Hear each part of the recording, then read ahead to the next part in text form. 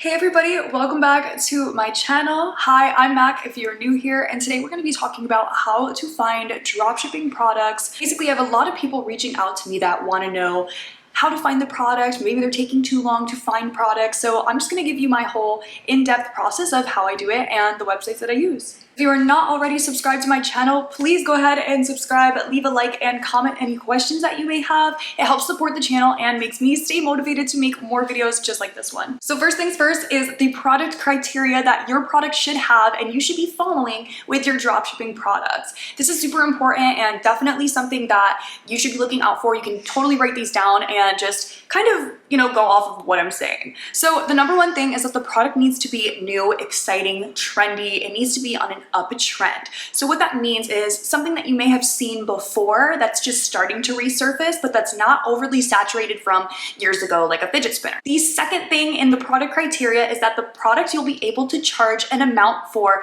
that you can actually make a profit that's normal and that you're not, making pennies off of the sale. So what this means is you want to make sure that you can charge 3 times to 4 times what the product costs from the supplier and sell it to the customer. Basically, that way you're not wasting your time and you can make a decent profit just on a few sales if you're only making a few sales a month.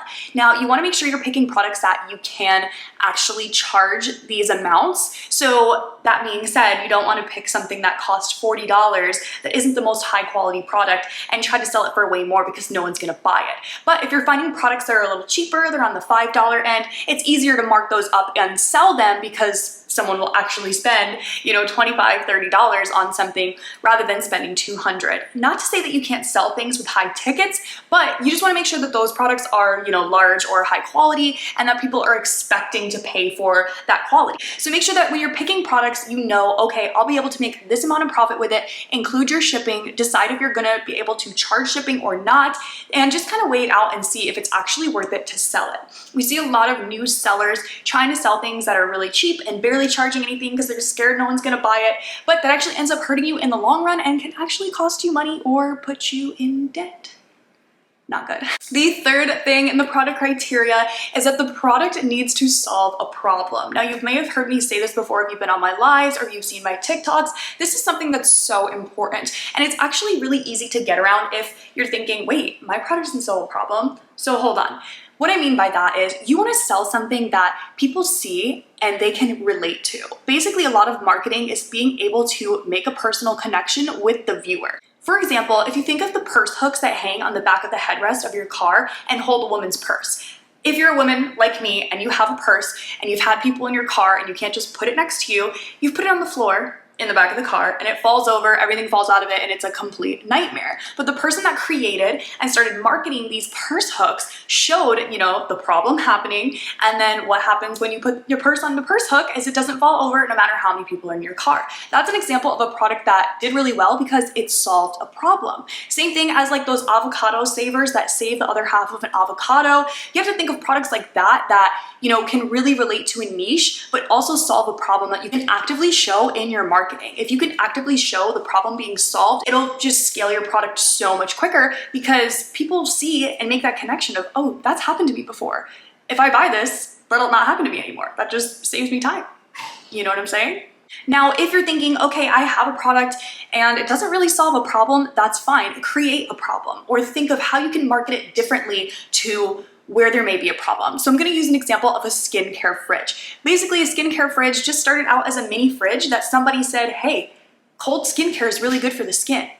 So I'm going to market this as a skincare fridge. And that just completely blew up. So it was a problem that people didn't even know they had of, oh, my skincare is supposed to be cold. Kind of changes your mindset of what exactly you're using that product for. And then it builds that little bit of curiosity of, oh, I know I have that problem, I want to solve it. So just really try to be creative with your stuff. You don't have to overthink it, but it's fun to be able to put that different spin on it of, okay, how could this solve a problem? Or how could I change this to show people that they can use it in a different way that no one's done it before? That's what real true entrepreneurs have success in, is doing it better than someone else has already done it. So now that we've talked about product criteria, now we can get into how to actually find those products and test those products. So basically, when you're trying to find a product, do not overthink it. There's tons of different steps that you can do, but you ultimately are not going to know the success of the product until you try selling it. And that's just the reality of it. I don't want to lie to you. It's important to do your product research, and this is the ways that you can do it. So one thing that I really recommend is going to a website called pexta.com. This is not sponsored, but I definitely have found really good products using this website.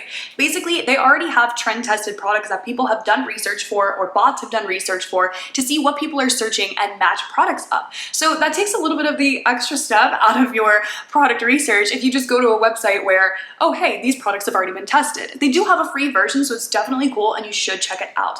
Another website that you can check out is AliExpress's extension called thieve.co. I'm gonna make sure I put a link to it in the description below because there is a fake website of it. So if you are gonna check it out, please use the link in the description so that you go to the correct website because it's .co, not .com.